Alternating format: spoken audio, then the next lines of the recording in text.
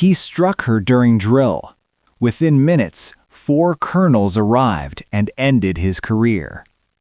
The parade ground was silent except for boots hitting concrete in perfect rhythm. Left, right, left. Hundreds of soldiers moved as one unit under the scorching sun. Drill was routine. Discipline was absolute. No mistakes were tolerated here. Then it happened. One strike, one sound, one moment that shattered a man's entire career. And no one knew yet that within minutes, 4 colonels would arrive, and nothing would ever be the same. Scene 1. The drill field.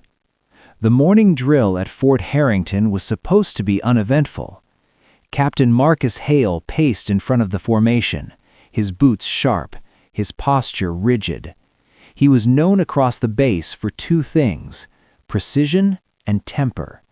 Mistakes embarrassed him, questions irritated him, and weakness he despised. Near the 3rd rank stood Second Lieutenant Ava Reynolds, young, calm, disciplined. Her uniform was perfect, her posture flawless, but she was new, and new officers were often tested. Scene 2. The moment. "Lieutenant Reynolds," Hale barked. "Yes, sir?" "Your timing is off." "It is not, sir," she replied evenly. That was all it took. The field froze. No officer contradicted Captain Hale, not publicly. Hale stepped forward, his jaw tight. "Are you questioning my command?" "No, sir, I am stating procedure." That word, procedure, landed like an insult. In one sudden movement, Hale raised his hand. The strike echoed across the drill field. A sharp slap. Ava staggered half a step, then stood perfectly still. Silence swallowed the ground. Scene 4. Shock and stillness. No one moved. Soldiers stared straight ahead, hearts pounding. Instructors looked away. Junior officers froze. Because everyone knew one thing. That strike wasn't just unprofessional, it was illegal. Ava's face showed no anger, no tears, just composure. She slowly turned her head back forward and resumed her position, as if nothing had happened. But something had happened, something irreversible. Scene 5. The captain's mistake. Captain Hale exhaled sharply, believing he had reasserted control. "Continue drill," he shouted. The formation obeyed. But Hale didn't notice one critical detail. A senior warrant officer at the edge of the field quietly lowered his clipboard and pressed a button on his radio. "Command, we have an incident." Scene 6. Who she really was. Ava Reynolds didn't report the strike.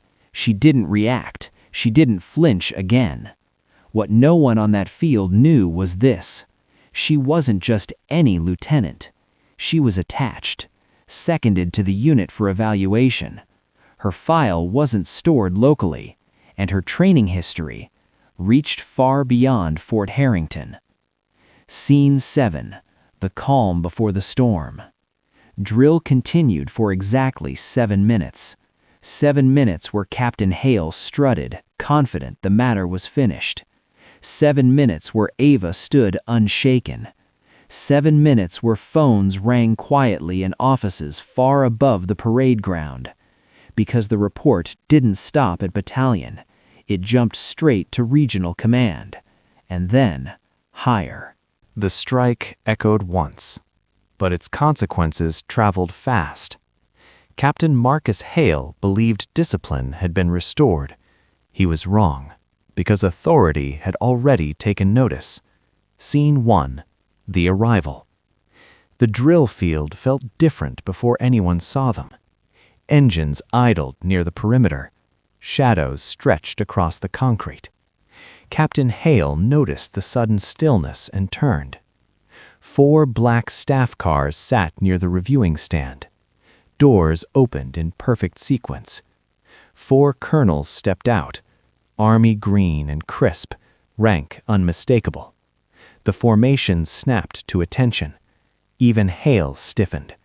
No colonel visited a routine drill, let alone 4. Scene 2. Silent observation. The senior colonel, Colonel Richard Vance, didn't speak at first. He simply watched. His eyes moved across the formation. Boots, posture, discipline. Then they stopped. On Second Lieutenant Ava Reynolds. Her cheek was faintly red. Still, unmoving. Vance turned to the warrant officer nearby. "Time of incident?" he asked quietly. 8 minutes ago, sir." Vance nodded once. "Proceed." Scene 3. The file no one knew. While the formation remained frozen, Hale felt something tighten in his chest. This wasn't a surprise inspection. This was targeted. Colonel Vance held a slim tablet. "Ava Reynolds," he said calmly.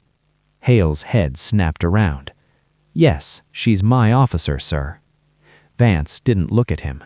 "She is attached, Captain, not yours." Hale swallowed.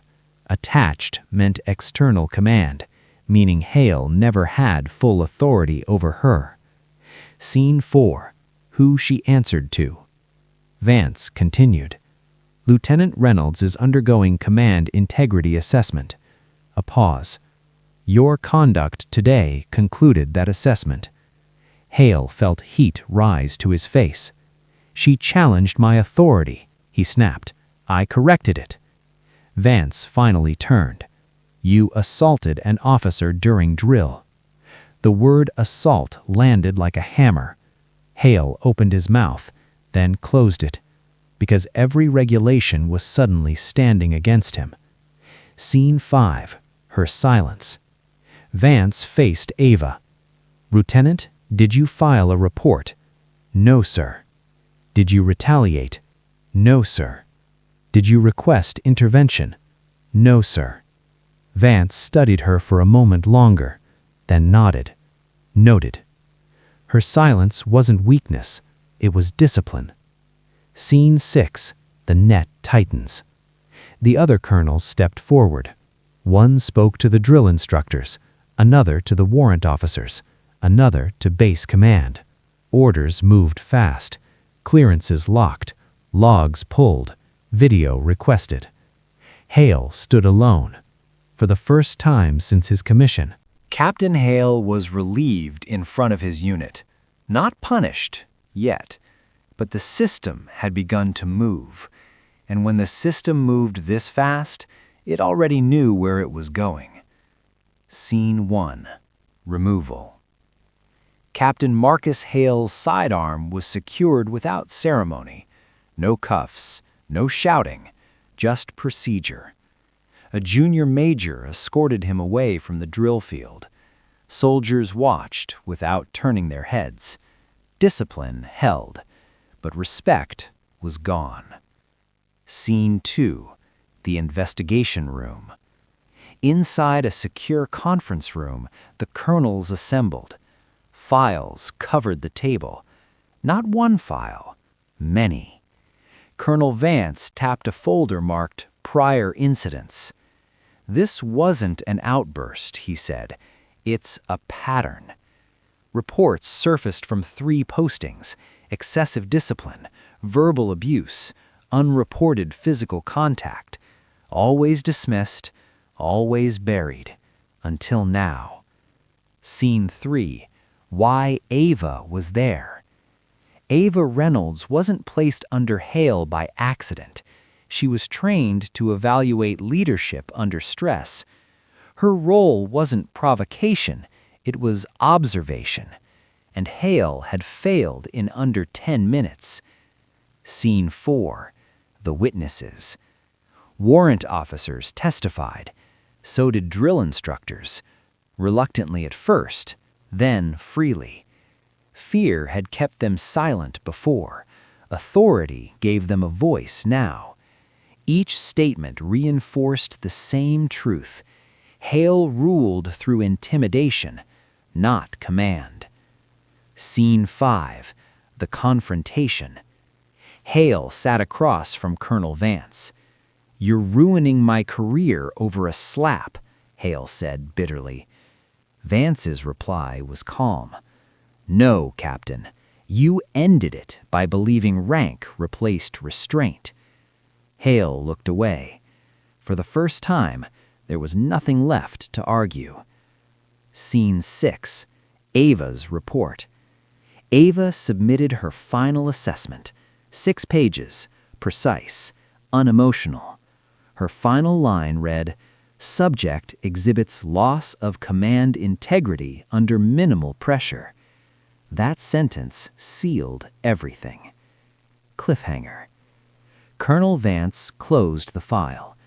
"Prepare the findings," he said, "effective immediately." A legal officer entered the room. "Sir, Regional Command requests a final recommendation." Vance didn't hesitate. "Termination of command and referral for discharge." Outside, Hale stared through a window at the drill field, the place where he had believed he was untouchable. Tomorrow, the entire base would know. Captain Marcus Hale believed authority protected him. He believed fear was discipline.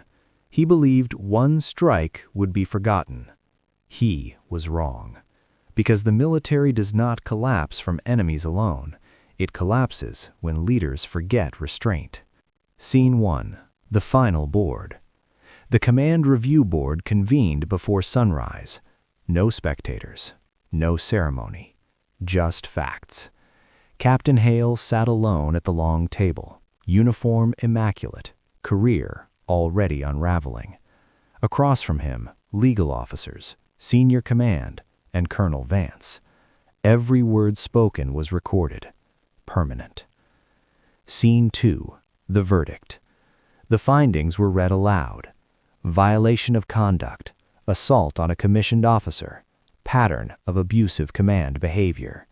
No emotion, no argument. Hale stood when ordered. "Captain Marcus Hale," the presiding officer said, "you are hereby removed from command and recommended for immediate discharge." The words landed quietly, but they carried the weight of an ending. Scene 3. A career ends.